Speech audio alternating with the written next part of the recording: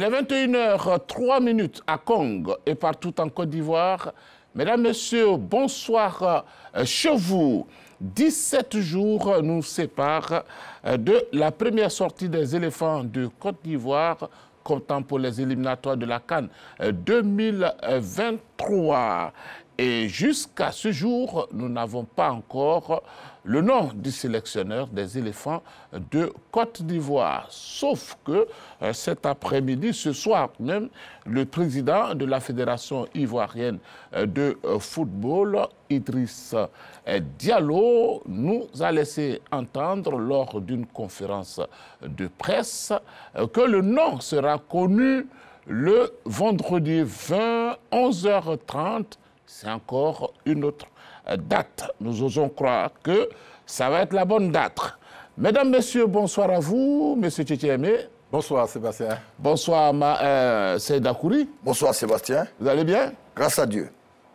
Grâce à Dieu. Ok, j'espère que vous avez de très bons documents hein, ce soir. Je vois beaucoup de choses. Non, je pense... C'est la troisième mi-temps, Monsieur Magoula Diop. Bonsoir. Bonsoir Sébastien. Merci d'être avec nous. C'est toujours un plaisir pour nous d'être sur ce plateau. Alors, Seyda Kouri, est-ce qu'on peut dire que, en ce qui concerne le choix du sélectionneur, le COMES a mis la charrue avant les bœufs? Écoutez, ce qu'on peut dire, c'est qu'il y a eu beaucoup d'hésitation quant à la désignation du nouveau sélectionneur. Depuis l'arrivée du nouveau comité exécutif, depuis la prise de fonction d'Idriss Diallo, des dates ont été annoncées quant au choix, la désignation de ce sélectionneur. Et depuis, il y a eu des rendez-vous manqués. La semaine dernière, on s'attendait à avoir le nom du sélectionneur. On ne l'a pas eu. Aujourd'hui, le 18 était annoncé pour avoir ce nom du sélectionneur. On nous ramène au 20, c'est-à-dire après-demain. Donc, il y a eu beaucoup d'hésitation quant au choix de ce nouveau sélectionneur. Alors, est-ce que cette désignation pose problème? Tout semble parti pour le croire, parce que depuis, plusieurs rendez-vous ont été donnés et on a des difficultés pour nous donner ce sélectionneur. Une shortlist de 3 ont été donnés. 2 qui sont en fonction et 1 qui est libre. Et visiblement, quand on regarde la situation, il y a des difficultés pour désigner ce sélectionneur. Alors, des rumeurs nous laissent entendre que les 2 sous contrat et ont leurs agents qui ont déposé des dossiers de candidature, mais les individus même ne sont pas forcément partants. Quand on parle d'Antoine Kambouaré, tout comme Antonetti, la situation est claire. Ils sont dans la Ligue 1 française. Antoine Kambouaré, avec Nantes, vient de gagner la Coupe de France en battant Nice 1-0. Et avec cela, cette situation, Nantes va jouer l'Europa League. Alors, va-t-il laisser une compétition européenne pour venir sous nos tropiques pour prendre une sélection? En plus de cela, il n'a jamais été sélectionneur. Il a été toujours entraîneur de club, mais il n'a jamais été sélectionneur. Alors, un monsieur qui vient de gagner une Coupe de France avec Nantes, va-t-il abandonner ce trophée qui lui permet de jouer une Coupe européenne pour venir en Afrique? Là, ça pose problème. Deuxièmement, Antonetti est dans une position inconfortable avec Metz. Il lutte pour ne pas aller en 2e division. Dimanche prochain, lors de la dernière journée du championnat de France, c'est le match de la survie, où lui ou Saint-Étienne vont en 2e division. Alors, il est dans une situation inconfortable. Il veut tout faire pour maintenir Metz en 1re division. Alors, devant ce calendrier assez chargé, va-t-il laisser cela pour venir? Mais il faut noter qu'Antonetti, depuis longtemps, est convoité par la sélection ivoirienne. On le connaît pour être un monsieur fort en gueule, qui est un monsieur de caractère, au caractère trempé. Mais ce n'est pas seulement ça la solution. Le vrai problème, c'est qu'il n'a pas d'expérience africaine, il n'a jamais entraîné une sélection. Jean-Louis Gasset aussi, pareil. D'accord. Donc je veux dire que les choix des 3 posent problème. Okay. Alors on veut savoir, sur les 22, y a-t-il pas eu des sélectionneurs qui ont une dimension africaine? D'accord. On parle de Tony Conceição. Je viens à vous tout à l'heure. Voilà. Monsieur Tchétchémé, allez-y. Oui, alors, comme Dakouri, je dirais simplement que le COMEX est en train de se fourvoyer. Parce qu'un rendez-vous, c'est un rendez-vous. Surtout qu'on a été nouvellement élu. Et je sais que le président Idriss Diallo travaille avec méthode. Mais là, sur les premières sorties, je reste sur ma faim. Quand il a annoncé la date de 12 mai, pour du 11 mai, pour nous donner le nom du sélectionneur et de son adjoint, On a dit, voilà quelqu'un qui sait que gouverner, c'est anticiper. C'est quelque chose qu'il a déjà prévu. Et c'est très bien. Ça va aller très vite. Nous sommes au 12 mai et il n'y a pas eu de non proclamé. La fumée blanche n'est pas sortie. On nous a ramenés au mercredi 18, une semaine après. Aujourd'hui, rien. Et on nous parle du vendredi 20 mai. Ce n'est pas une bonne chose. Pour moi, ce n'est pas une bonne chose. Et ça commence très mal. Mais si vous permettez, je voudrais, sur la liste des 3 noms qui ont été avancés, Philippe Gassé, Jean-Luc Gassé, comme sélectionneur A, et puis Aïdara Soualio et Emerse Faye, j'avais dit ici qu'il fallait attendre. Au lieu de nous laisser spéculer dans le vide, il fallait attendre. Mais là, ça me conforte encore dans mes impressions que ce comité-là n'est pas prêt. Parce qu'il nous tourne en bourrique si l'expression n'est pas forte. Si, c'est fort. Voilà. On nous mène un peu en bateau, même si je leur fais confiance. Voyez-vous, sur la liste des 22, soi-disant, qui ont postulé, Sébastien Ounier, bon, je vous dis, le président, comme je l'ai dit, il veut travailler avec méthode. Mais on ne nous montre pas, on ne sait pas qui a postulé. Et ça, c'est un problème. On ne nous dit pas qui a postulé. On dit 22 personnes ont postulé. Qu'est-ce qui nous prouve que 22 personnes ont effectivement postulé? Et que c'est à partir des 22 qu'il y a eu les 3 noms qui ont été retenus. On n'a aucune preuve. Et même dans les 3 noms, on a un nom en réalité. Oui, dans les 3 noms, on a un nom en réalité. Voilà. Mais il a concouru avec qui? Avec qui? Il était opposé à qui? On ne sait pas. Voilà. On nous dit 22 noms. Sur les 22 noms de ceux qui veulent être entraîneurs titulaires, j'allais dire sélectionneurs A, il y a 22 postulants, dont 7 ou 8 Ivoiriens. Les voici. Là, on peut discuter, nous, on peut spéculer, on peut apporter notre contribution. C'est vrai qu'on n'est pas dans la liste des gens qui choisissent l'entraîneur, peu importe. Mais comme le président, et je sais qu'il aime beaucoup parler de bonne gouvernance et de transparence, eh bien, c'était l'occasion de nous montrer sa transparence. Eh bien, ils sont passés à côté. Aujourd'hui, quand ils disent on a retenu 3 noms, mais à partir de quoi vous avez retenu 3 noms? Par rapport à quoi? Par rapport à quoi? Sur quels critères? On connaît les critères. Mais sur quoi? Où est la liste? Où est la liste des 23, des 22? Personne n'a la liste des 22. Personne. On est là, chacun avance les chiffres. Lui, il vient d'avancer Conseil Sao. Après, demain, il va venir, il va dire saboteur. Mais attendez, quand même. D'accord. Magloire Diop. Oui, écoutez, Sébastien, j'étais très loin vraiment d'imaginer que le 18 mai 2022, après son élection, le nouveau comité exécutif ne choisirait pas au moins un sélectionneur, ne serait-ce même qu'un intérimaire à la tête de l'équipe nationale de Côte d'Ivoire. Je m'étais dit, écoute, si la procédure choisie s'avère beaucoup plus complexe, au moins le comité exécutif désignerait une équipe d'intérimaires, puisqu'il y a une échéance qui pointe à l'horizon le 3 juin déjà face à la Zambie à Yamoussoukro. Mais il se trouve que jusqu'à aujourd'hui, le 18 mai, l'équipe nationale n'a pas d'entraîneur. Ça, c'est un véritable problème. Et lors de la campagne, le président Diz Diallo a eu à vraiment montrer ses qualités de manager. Il a eu à parler beaucoup d'anticipation. Mais là, d'anticipation, pour le moment, nous n'en voyons pas. Nous assistons plutôt à une cacophonie où ça va dans tous les sens. Et ça, au niveau de son équipe, ça pose un véritable problème. Ce n'est pas seulement au niveau du sélectionneur, mais même sur d'autres chapitres, on voit que c'est vraiment la zizanie. Et il est temps quand même qu'il recadre un peu tout cela. Il a essayé aujourd'hui, à travers cette conférence de presse, de donner rendez-vous le 20 oui, après-demain, le vendredi aux journalistes. J'espère que ce rendez-vous sera tenu, sera respecté et qu'on aura le nom des personnes qui vont diriger la sélection nationale, même si ce n'est pas intérim.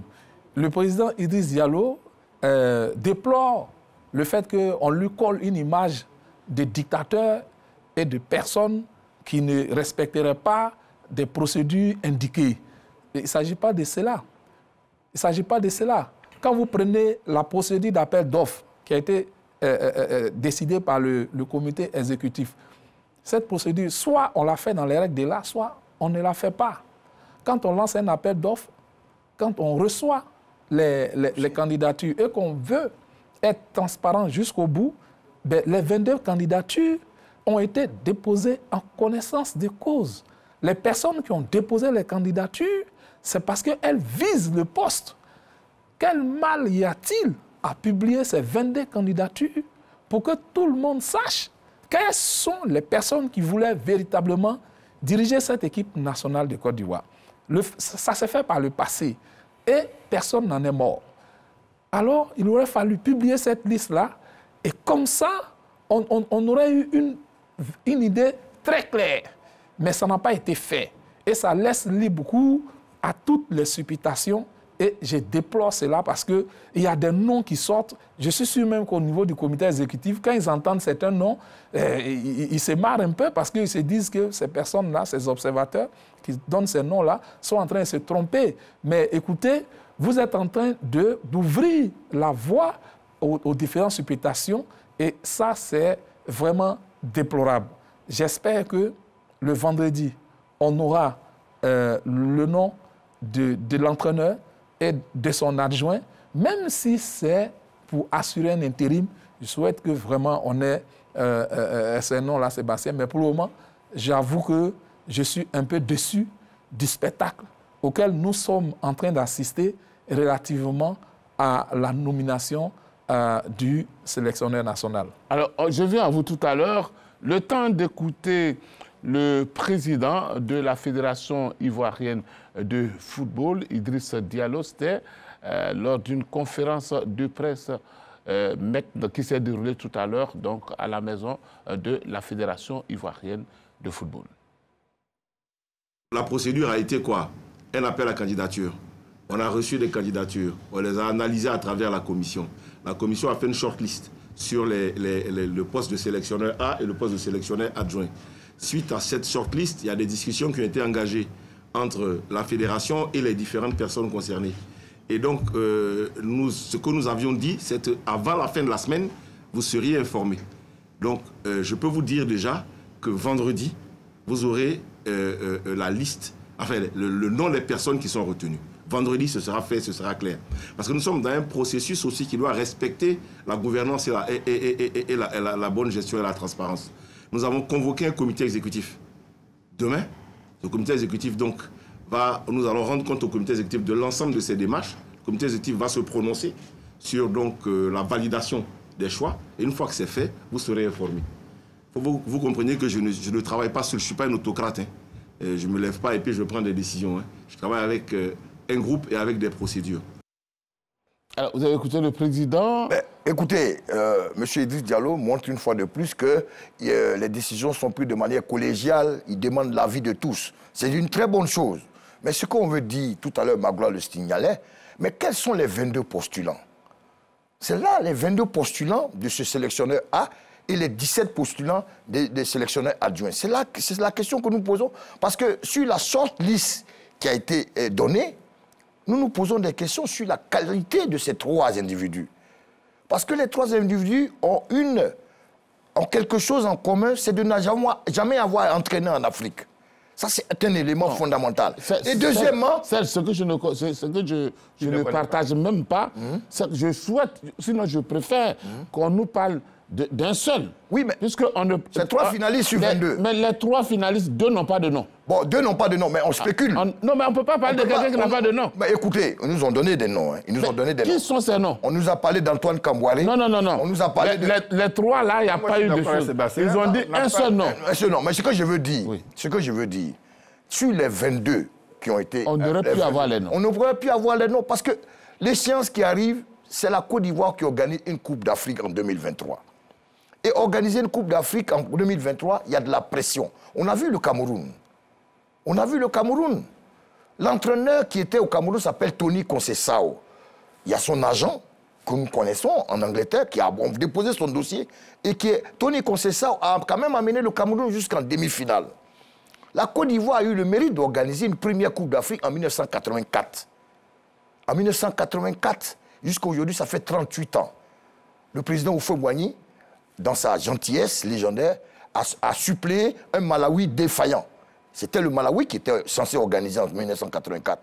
Et le Malawi ne pouvant pas organiser, la Côte d'Ivoire a décidé de sauver la situation. Mais en 1984, on a fini au premier tour.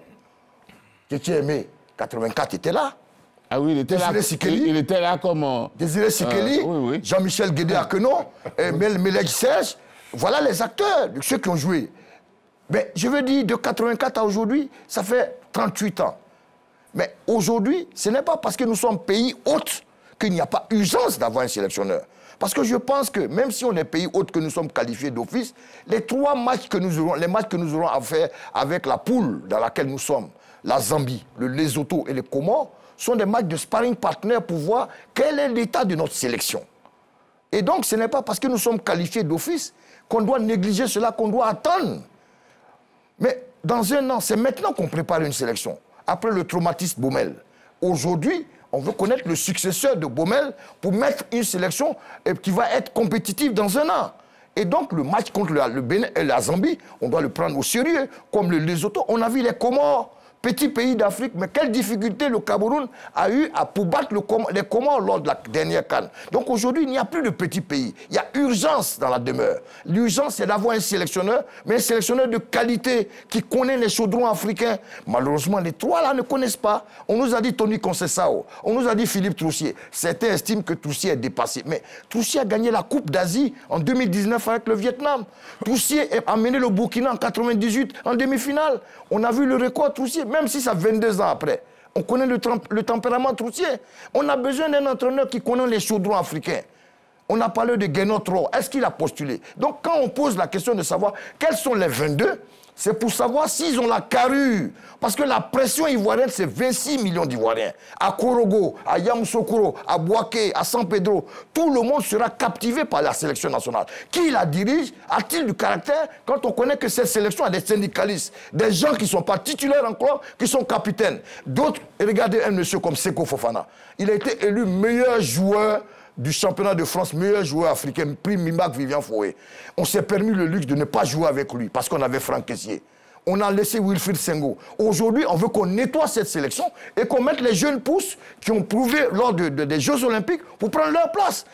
Youssoufou Dao, Doumbia Idrissa, il y a beaucoup d'Ivoiriens. Je vais vous laisser le temps de respirer. Non, je veux dire, ça fait mal. Non, je sais. Ce n'est pas parce que nous sommes pays hôtes qu'on doit négliger et s'amuser avec la sélection. Il faut pas que ça fasse mal. Il y a urgence, il faut un sélectionneur de qualité, de charisme, qui peut supporter la pression. Je vous comprends. Et puis nous donner une bonne équipe. D'accord, je vous comprends. L'équipe nationale appartient à tous les Ivoiriens. Je veux juste aller un peu du côté de Tchétché Aimé, excusez-moi un peu Magoula Diop. Alors, Tchétché Aimé, on parlait de Côte d'Ivoire 84. Est-ce que vous avez eu le temps suffisant de préparation? Oui, on a eu... 38 ans, hein? On a eu... oui, ça fait quand même un peu... Non, allez, je sais pourquoi je vous pose la question. On a eu beaucoup de matchs amicaux. Oui. Puisqu'on devait organiser le championnat, la Coupe d'Afrique des Nations. Donc, on a eu à peu près une vingtaine, sinon plus, de matchs amicaux. Et vous êtes sorti au premier tour? Malgré tout, nous sommes sortis au premier tour. Donc, ça veut dire que nous n'avons pas le droit de nous amuser actuellement. Absolument. Parce que le football a changé. Absolument. C'est pour ça que quand j'ai dit la semaine dernière ici, quand le président a dit « nous, notre objectif, c'est d'aller en demi-finale », j'ai été un peu choqué. Parce que je ne peux pas comprendre qu'après 38 ans, qu'on revienne organiser une Coupe d'Afrique et qu'on ne se donne pas les moyens pour se l'arracher, pour la gagner. Parce que tel que les choses vont là, si on arrive en demi-finale et qu'on est battu, on dira, OK, bon, ce n'est pas grave. On vous avait déjà dit. On nous avait déjà prévenu. Moi, je ne veux pas de ça. Je ne veux pas de ça. Et donc, vous savez, on dit, je me suis trompé, ça ne fait pas honte, ça ne tue pas quelqu'un. Hein. Chez nous, en Bétou, on dit, quand quelqu'un s'est trompé, il dit s'est trompé. Moi, je pense que l'appel à candidature, là, le comité s'est complètement fourvoyé. Donc ça a échoué. Pour moi, ça a échoué. Pour moi, ça a échoué. C'était parti pour 1 semaine. Aujourd'hui, 3 semaines. on va jusqu'à la 3e semaine. Et je trouve que ce n'est pas normal. Je trouve que ce n'est pas normal. La logique aurait voulu que quand on n'a personne, Gassé qu'on a eu là, c'est Gassé qu'on montre aux Ivoiriens. Et puis c'est clair. Voilà. Ils ont, selon eux, 3 noms sont sortis. Les 2 autres ne veulent pas qu'on les découvre. Il reste le nom de Gassé. Alors prenez Gassé par défaut. Et puis on avance. Mais si vous prenez Gassé, nous on vous dira que ce n'est pas le bon. On vous dira que ce n'est pas le bon. Ça dépend aussi. Hein. Ah non, parce qu'on connaît le palmarès de l'homme, on connaît le vécu de l'homme, on connaît son circuit. Voilà. Est-ce que vous... Et pourquoi aller... Je me tue toujours à le dire. Pourquoi aller chercher loin ce que vous avez tout près, sous la main, avec vous? Pourquoi? C'est une question de confiance. Mais c'est une confiance. Mais la confiance, on la place à quelqu'un, quitte à la personne de ne plus la mériter. Mais est-ce que vous ne passez pas à Magoula Diop que c'est une question de finances peut-être qui nous bloque? Non, la Côte d'Ivoire a suffisamment d'argent pour payer des entraîneurs. Si on a pu payer Sven-Goran Eriksson, je pense que dès l'instant où on a pu payer Sven-Goran Eriksson et la Côte d'Ivoire n'est pas entrée en faillite, c'est qu'on peut payer n'importe quel entraîneur. Ça, pour moi, il n'y a pas de souci à ce niveau-là. Ce n'est pas un problème d'argent, Sébastien. Il s'agit de trouver l'homme, le profil recherché. Et puis aussi, il y a la méthode, il y a la démarche qui est utilisée par les responsables fédéraux. Je pense que c'est plus là le problème. Pour moi, je l'ai déjà dit, moi, c'est bien comment on appelle l'appel d'offres. C'est bien. On veut donner la chance à tout le monde. On veut faire preuve de transparence, encore qu'on n'a même pas publié la liste de ceux qui ont déposé les candidatures. On veut faire preuve de transparence. C'est une bonne chose. Mais moi, je dis, quand tu sais le profil que tu recherches, tu vas directement vers ces personnes-là pour discuter avec elles, pour les convaincre. Surtout que tu n'as pas le temps. Oui. On a pu prendre ce temps-là. Pendant 1 semaine, le président, il prend 2 de ses vice-présidents, ou bien, en tout cas, 3 membres de ce comité-là, et ils vont rencontrer les profils, comment on appelle, visés, discuter directement et puis les convaincre. La preuve, aujourd'hui, la démarche utilisée, on a aujourd'hui une seule certitude, Sébastien, ce sont nos techniciens locaux. Parce que c'est sur ce plan-là que le choix a été clairement opéré. Et le choix s'est porté sur le duo Aïdara Choualio et MS Faye. Ça veut dire quoi? Ça veut dire que c'est sur nos techniciens que nous avons actuellement des certitudes.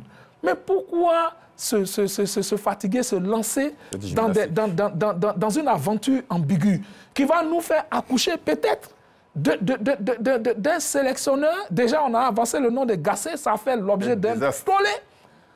Certaines indiscrétions ont fait même savoir que Gassé, en réalité, était le choix, mais que c'était un jet pour voir la réaction de l'opinion.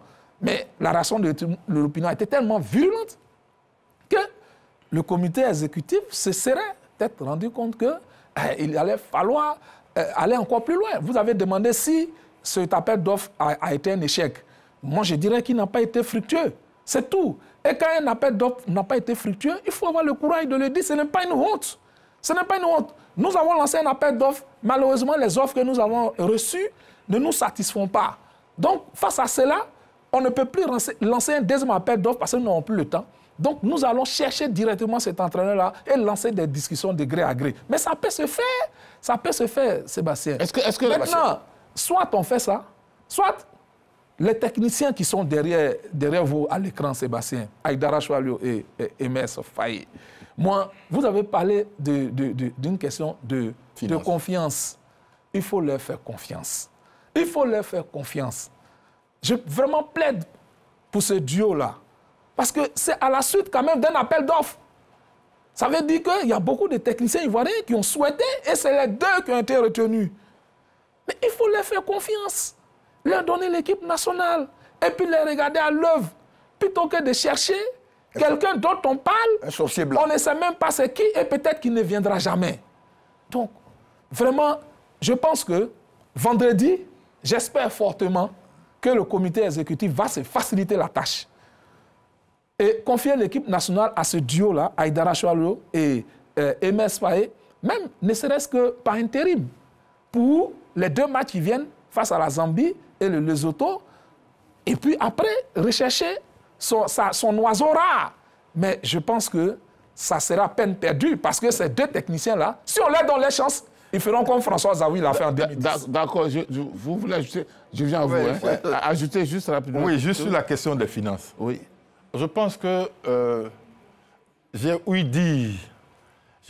entendu dire qu'il y avait un problème d'argent au niveau d'un certain nombre d'entraîneurs. Ils ont même avancé les chiffres.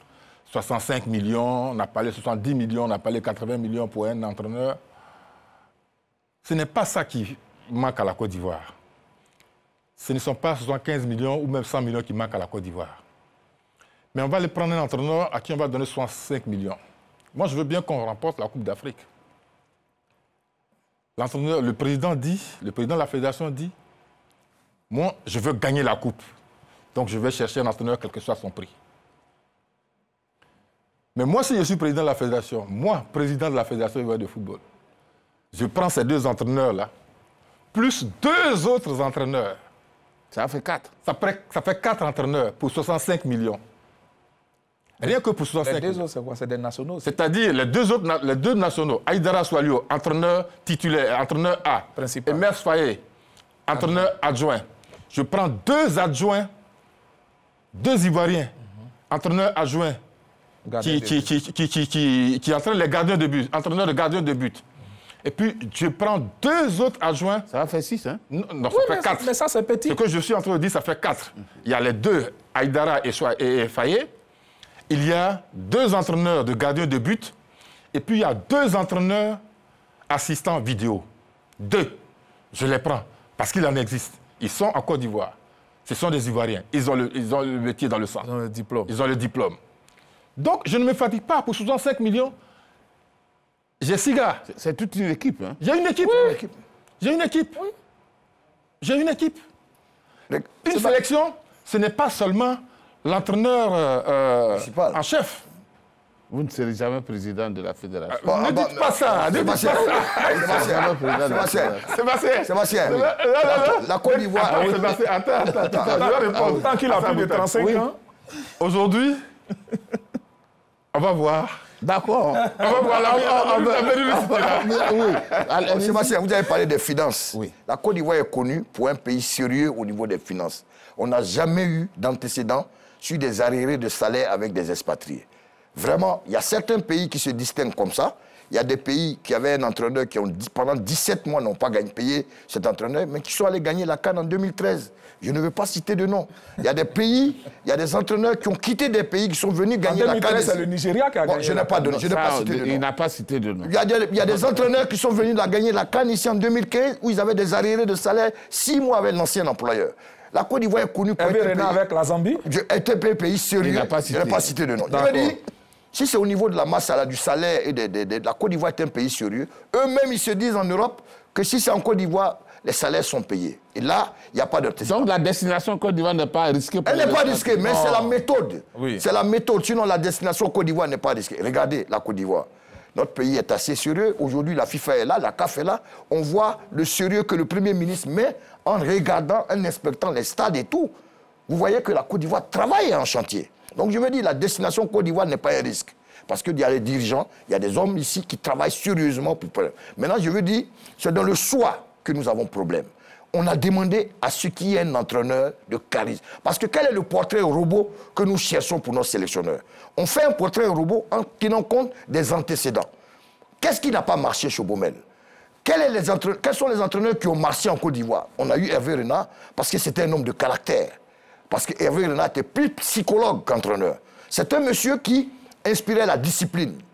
On a eu Philippe Troussier ici qui a envoyé la discipline. Donc, dans nos sélections, il y a du talent, mais il n'y a pas de discipline. Et nos joueurs, Moi, je le dis tous les souvent. Dès que vous avez un Ivoirien qui commence à gagner 100 millions de francs CFA et que l'entraîneur gagne moins que lui, il n'y a plus de respect. Il y a beaucoup de joueurs chez nous ici qui sont des syndicalistes. Alors, le portrait robot qu'on voulait, c'est un entraîneur qui a déjà gagné ou bien joué une CAN et un entraîneur qui imprime la discipline. Parce qu'il y a certains joueurs ici, moi j'étais du voyage Côte d'Ivoire, Éthiopie, à Baïda, dans l'avion. Mais il y a des joueurs ivoiriens qui ne respectent personne. Je veux dire qu'il faut de la discipline. Il faut de la discipline. Et quand un entraîneur n'a pas de charisme, n'a pas de personnalité, il ne peut pas entraîner en Côte d'Ivoire. Sébastien. Ça, c'est le portrait robot recherché, c'est d'avoir un entraîneur qui, tactiquement, connaît les équipes africaines, a déjà le vécu Coupe d'Afrique et qui imprime la discipline. Et là, parce qu'il y a beaucoup de choses qui se font ici. À l'époque, Sidi Diallo, on disait qu'il surveillait les joueurs jusqu'à 2 h du matin. Oui, parce qu'il y a des joueurs qui amenaient des filles à l'époque dans les sélections pour dormir. D'autres buvaient de l'alcool. Aujourd'hui, il faut un entraîneur de charisme, il faut des gens de personnalité, parce que la Côte d'Ivoire ne peut pas mettre autant d'argent pour faire des infrastructures et ne pas gagner ou bien avoir un comportement honorable. On sait qu'aujourd'hui, la tranche de la population est de 15 à 30 ans et de 70% des populations africaines. Tous les jeunes rêvent d'être en équipe nationale. Mais quand on porte le maillot de l'équipe nationale, il faut respecter le drapeau. Il y a certains, parce qu'ils jouent dans des clubs UP, comme Villarreal, comme Manchester United et autres, il faut n'importe quoi en sélection. Il faut nettoyer tout cela. Aujourd'hui, il y a des pièces de rechange avec la sélection des jeunes. Le portrait robot, on veut un entraîneur policier, un entraîneur qui imprime le respect et le respect du drapeau national. Parce que 23 sélectionnés, il y a 26 millions d'Ivoiriens. Ce n'est pas tout le monde qui a la chance d'avoir une sélection. On risque de vous donner comme entraîneur le chef d'état-major. Allons-y. Allons-y, oui. Oui, non, je voudrais dire... Il faut respecter le drapeau. En plus, la Côte d'Ivoire n'a pas la pression de la Coupe du Monde. On n'a pas une Coupe du Monde au programme. Si on a une Coupe du Monde au programme, c'est dans 4 ans. Dans 4 ans. Donc, il faut donner la chance aux Ivoiriens qui ont le diplôme d'entraîneur, qui peuvent être sélectionneurs. Et ils sont là. Aïdara peut le faire. Ils sont là. Pourquoi aller chercher loin ce qu'on a? Oui, quelque part, moi je dirais que c'est parce qu'on n'a pas la liste et on continue de spéculer. On n'a pas la liste d'entrée de jeu. D'entrée de jeu ici. On ne connaît pas. Qu'on n'a pas la liste des 22 postulats. Donc, qu'est-ce qui prouve que ce sont 22 postulats? Gassé est arrivé en 3e position. Ça veut dire que derrière, là, il n'y a pas grand-chose. Ça veut dire que... Alors, moi je suis inquiet quand vous posez la question, la Côte d'Ivoire est-elle une destination risqué pour ces expatriés là. Moi, je dirais oui. Je dirais oui parce que, ici en Côte d'Ivoire, on a connu des batailles pendant on s'est battu, on s'est entre-déchiré pendant 2 ans. Et aujourd'hui, on est dans un monde où tout part à la seconde près. Donc, les gens savent certainement ce qui s'est passé dans notre football. Ils savent comment notre équipe nationale a été conduite, a été dirigée ces derniers temps.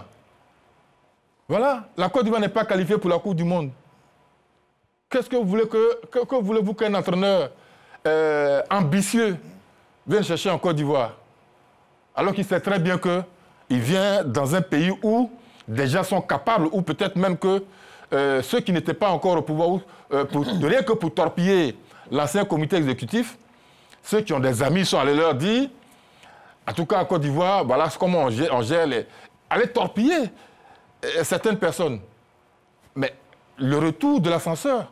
Mais ça, vous n'avez pas de preuves. Hein? Oui, mais... Ça, ce sont des éléments que vous avancez, mais sans preuve. Oui, absolument. Bon, donc, ce sont des éléments... moi, je réponds. Je me donne des arguments pour répondre. Je me donne des arguments pour répondre à votre interrogation. Voilà, et ça n'engage que moi. Mais je dis ce que les batailles, les différentes guerres ont fait ici comme corollaire... Comme dégâts collatéraux, ça peut être ça. D'accord. Magoula Diop, oui. On a entendu que dans pour l'appel à la candidature, un élément important, c'est que le sélectionneur doit parler le français.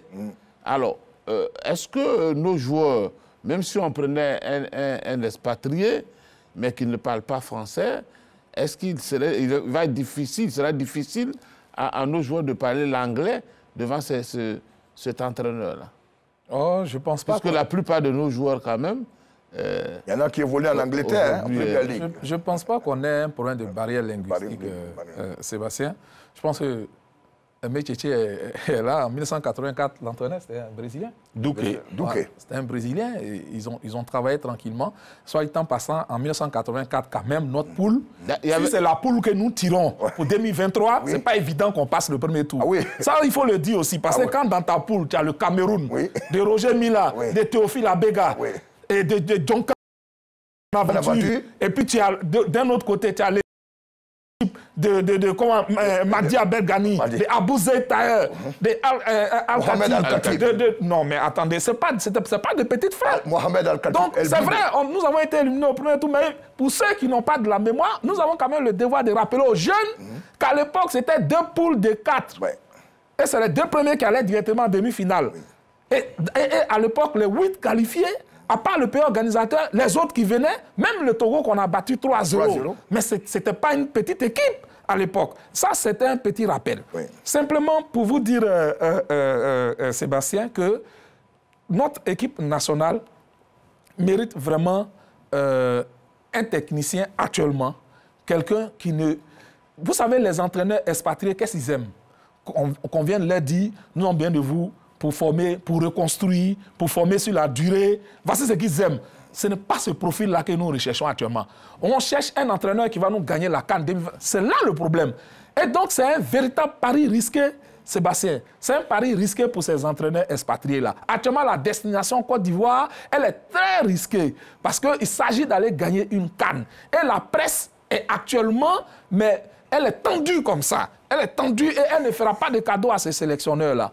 C'est pourquoi je dis, vraiment, si on n'a pas de bon profil extérieur, comme cela semble le cas actuellement, prenons tranquillement nos techniciens nationaux qui sont là. Donc je comprends pourquoi le président de la Fédération ivoirienne de football, Idriss Diallo, pas qu'il hésite, mais il prend son temps, tout doucement, pour faire le bon choix. Parce que demain, vous allez critiquer le président, vous allez dire que c'est lui qui a fait le choix. Alors, dites-moi, est-ce que c'est la collaboration avec le ministère qui fait que c'est un peu difficile de sortir Je ne pense pas. Je ne pense pas que le ministère intervienne dans le choix du sélectionneur.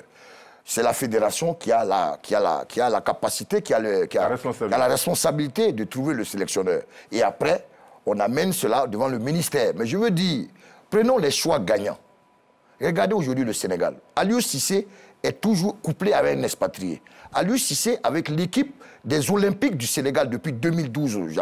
2012, la génération Moussa Sow, Idrissa Gana Gueye, il les avait en aux Olympiques. Et depuis que Augustin Senghor est toujours là, il a gardé Aliou Cissé malgré les résultats. Et ça a amené le résultat qui est là. Rigobert Song, qui vient d'être nommé au Cameroun, est couplé d'un Européen à côté. Donc je veux dire, aujourd'hui en Côte d'Ivoire, il faut qu'on voie qu'est-ce qui n'a pas marché et qu'est-ce qu'il faut faire.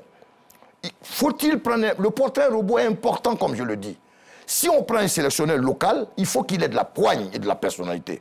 Ce que moi je veux dire, une sélection, elle est mouvante.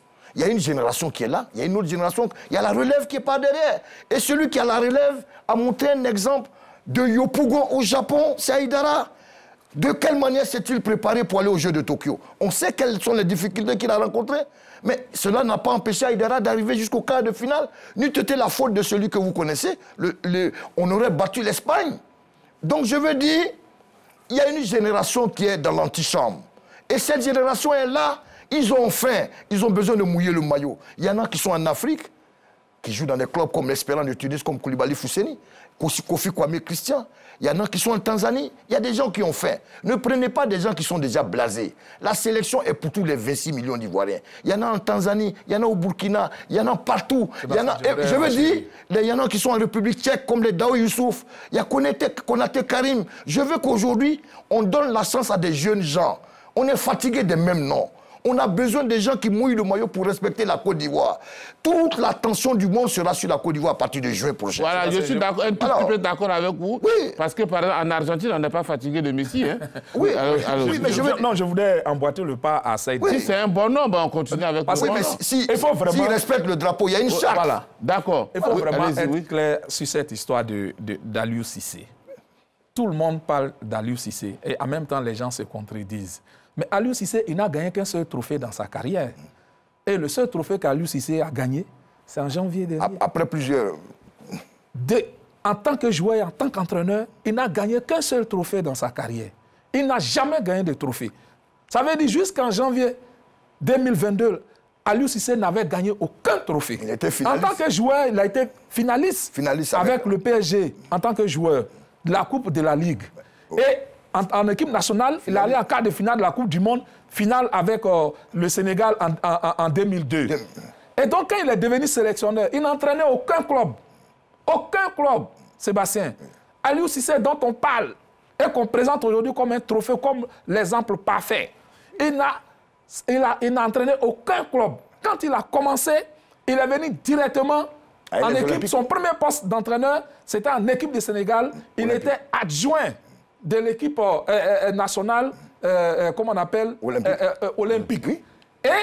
Et on lui a confié l'équipe des U20 qui a participé aux Jeux de la francophonie en 2013. Oui. La Côte d'Ivoire y était, c'était à Nice.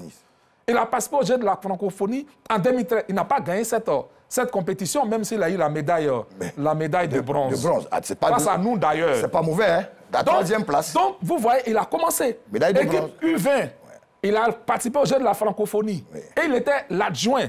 Ils sont allés au JO de Londres. Au retour des JO de Londres, face à la catastrophe après la CAN 2015, oui. Aliou Cissé a été appelé directement comme sélectionneur. Donc, vous voyez son parcours. Oui. Et l'équipe qui a été éliminée au premier tour, il a réussi à envoyer cette équipe en quart de finale. Donc, il a été reconduit pour la CAN, enfin, pour continuer après la CAN 2017. Et dans la foulée, il a qualifié le Sénégal pour sa deuxième Coupe du Monde. Le Sénégal avait subi une série de désillusions. Ouais. Et Aliou Cissé est revenu donner de l'espoir au football sénégalais en 2018. Et puis, comment le Sénégal a été éliminé même au premier tour? Vous vous souvenez? Une histoire de carton jaune. Une histoire de carton jaune. C'est ce qui a éliminé le Sénégal. Donc, sinon, il a fait du bon boulot. Et donc, après une telle Coupe du Monde, mais on ne le limoge pas. Ouais. Et donc, il va à la CAN 2019 en Égypte, il est finaliste. C'est finale que le Sénégal n'avait plus disputé depuis 2002. Mais un tel entraîneur, on continue avec lui. Et je précise qu'il n'a jamais entraîné de club. Il n'a jamais entraîné de club. Il n'a jamais rien remporté dans sa vie. Jusque-là. Et donc, on le reconduit après 2019 et 2 ans plus tard, 3 ans, puisque c'était en 2022, Aliou Cissé remporte enfin la compétition que son pays rêvait de remporter parce que les Sénégalais étaient complexés pour n'avoir pas gagné cette CAN-là de toute leur histoire. Et grâce à Aliou Cissé aujourd'hui, les Sénégalais peuvent se bomber la poitrine, ils peuvent au moins nous regarder en face pour parler en fait. Avec une un tel entraîneur, voici son histoire, Aliou Cissé. Il n'a jamais entraîné de club. Son premier poste, c'était l'équipe du Sénégal, U20, équipe olympique, et puis équipe A. Et il est venu aujourd'hui hisser le Sénégal au sommet. Et là, il va en Coupe du Monde. Et Dieu seul sait ce qu'il attend là-bas. Alors, monsieur, on va parler de la sélection. Hein. Oui. Même si on n'a pas encore de sélectionneur, mais il faut convoquer les joueurs pour le prochain match. Celui qui va les convoquer, il n'y a pas d'entraîneur. Qui peut convoquer un joueur? Parce que je pense que quand on convoque une sélection, on tient compte des performances réalisées tout au long d'une année pour convoquer un joueur. Il n'y a pas un délai. Il y a quand même un délai. Je veux dire. Voilà un joueur comme Seko Fofana, élu meilleur joueur africain du championnat de France. Le championnat de France, d'ailleurs, va finir la semaine prochaine, le week-end prochain. Il a joué 37 matchs et capitaine de l'équipe de Lens. Pendant toute cette année, jamais Baumel l'a appelé. C'est pas normal. Il est élu meilleur joueur africain du championnat de France. Il a quitté Udinese en Italie pour venir à Lens. Il s'est imposé capitaine. Voilà un autre comme Wilfried Senghou, meilleur latéral avec Torino. Peut-être qu'il ne savait pas qu'il était ivoirien, peut-être. On nous dit qu'il y a sa doublure et que sa doublure n'est pas titulaire, qui est Serge Aurier. Et Wilfried Senghou, que la Juve veut. Il y a Koulibaly Fousseni. À un moment donné, les Tunisiens voulaient le naturaliser. Il joue à l'Espérance de Tunis. L'Espérance de Tunis, c'est une place installée du football africain. Ils sont toujours dans le dernier carré. Et ce jeune-là, formé au Stella Club d'Abidjan, en Tunisie, à un moment donné, on ne le prend pas parce qu'on a Franck Kessié. Mais Franck Kessié, Regardez dans la sélection. Il y a des matchs, beaucoup de matchs où il est complètement transparent. Il faut mettre la concurrence, la doubler à chaque poste. Il y a aujourd'hui Idrissa Doumbia, un jeune joueur qui joue avec les U20, qui est au Japon. Il y a Eboué Chris en attaque. Il y a Youssoufou Dao. Il y a beaucoup de pièces de rechange. Pourquoi on met des syndicalistes et en plus on fait venir Sébastien Haller? On a un buteur qui est français, qui aujourd'hui se rappelle quand même qu'il est ivoirien de sa mère. Il vient en sélection, il marque beaucoup de buts avec l'Ajax. On a des joueurs milieux excentrés qui ne donnent pas le ballon, comme Nicolas Pepe ou bien Mas Gradel. Pourquoi des milieux excentrés qui connaissent le football ne font pas la passe à un attaquant? Il y a beaucoup de jalousie dans cette sélection. Les joueurs qui sont dans les clubs ronflants, qui ne sont pas titulaires et qui font la grosse tête, on n'en veut plus, on n'en a pas besoin. D'accord. Monsieur Serge, ne vous énervez pas, Serge Akouri. Non, la Côte Nous ne d'Ivoire sommes même pas encore... a une grosse échéance. Non, c'est oui, pas ça, non, ça, je vous on comprends. a une grosse échéance. Je vous comprends. Mettez les meilleurs joueurs. Ne vous énervez pas. Et un portrait robot pour un entraîneur de charisme qui met la discipline. Serge Akouri. Voilà. Serge Akouri. Oui, merci. Ne vous énervez pas. Bon, ça fait mal. Hein? Oui, alors, je sais. Je comprends et je vois. Voilà. Donc, le ministère souffrez que... Voilà, souffrez que... Mais il faut dire qu'au niveau du choix du sélectionneur, c'est de l'apanage de la fédération. D'accord. Voilà. Merci. Allez-y, monsieur. Oui, je pense qu'il aurait fallu être juste, même pour convoquer les joueurs, là, pour les deux derniers, enfin pour les matchs... Il y aura la transparence maintenant. Hein, ouais, donc, pour les matchs à venir. Oui. C'est vrai que c'est le rôle du DEX de convoquer les joueurs, parce que toutes les convocations portent, dans tous les cas, la signature du DEX. Mais la question qu'on peut se poser, c'est comment le DEX convoque-t-il les joueurs? C'est l'entraîneur qui donne, le sélectionneur qui donne sa liste, et le DEX signe pour envoyer pour convoquer les joueurs. Donc, c'est ça ma préoccupation. Voilà, sur quelle base, le DEX convoque les joueurs. Est-ce qu'il est technicien? On m'explique, je comprends. Si on me dit, oui, le DEX, il y a une liste, il y a une base de données déjà, donc c'est à partir de cette base de données, vu le temps qui court, le DEX, on a donné la responsabilité au DEX d'envoyer déjà les convocations aux probables sélectionnés pour pouvoir être dans le temps. J'ai dit, OK, il n'y a pas de problème. Voilà. Je dis, il n'y a pas de problème, mais j'insiste que nous perdons notre temps pour rien. Magoula Diop vient de parler à long et à large d'Aliou Cissé. Mais on a nos gars qui sont là. Ils sont là. Ils ont voulu prendre certains dans le comité de sélection certainement pour les empêcher de se présenter. OK, s'ils ont accepté qu'ils ne sont pas présentés, ça c'est leur problème. Mais nous avons de la compétence locale en Côte d'Ivoire. Et ces garçons-là, il suffit de leur faire confiance. Il suffit de leur faire confiance pour qu'ils montrent leur savoir-faire. De les mettre dans un environnement là où on pourrait payer un sélectionneur expatrié à des millions de francs, eux, c'est leur pays et ils connaissent mieux la mentalité des Ivoiriens. Vous tirez votre conclusion. Et puis, il n'y a pas de problème de langue. Vous tirez votre conclusion. Dans tous les cas, en football, il n'y a pas de problème de langue puisque le football est universel. Vous amenez un Japonais, il vous coach tranquillement. Donc ça, il n'y a pas de problème. Mais je ne veux pas qu'on se fatigue. Nous avons des gens capables, ici à Abidjan sur place, comme les Ivoiriens à l'extérieur, pour pouvoir bien tirer le maximum de cette équipe. Voilà. Je veux terminer, Sébastien, si vous permettez. La grinta dont on parle tant, la grinta, l'esprit de combattant dont on parle tant, ça ne se décrète pas. Hein. Ça ne se décrète pas. On parle souvent des Camerounais. On parle de leur esprit de vainqueur, de gagneur. Mais c'est en eux. C'est en eux. D'accord. Magoula Diop. Écoutez, le président Idriss Diallo, c'est vrai, il a adopté la méthode participative, mais celui qui va rendre compte, c'est lui. Si on gagne, ça sera tout à son honneur. Si on perd, ce sera lui le seul et unique responsable. Au moins qu'il le sache. Pour ce choix-là, c'est quelque chose qu'il doit savoir. Et donc, il a le devoir de faire en sorte que nous ayons le meilleur sélectionneur possible, que nous ayons le meilleur staff possible pour nous produire des résultats. Mais nous sommes en train de perdre du temps. Donc, nous attirons son attention. D'accord. Monsieur Serge Dakouri, ne vous énervez pas. Hein? Non, nous n'avons aucun grief contre M. Idriss Diallo. Nous savons que depuis plus de 40 ans, il a servi le football ivoirien. Aujourd'hui, il est sur le fauteuil de président. Il y a 26 millions d'Ivoiriens qui le regardent.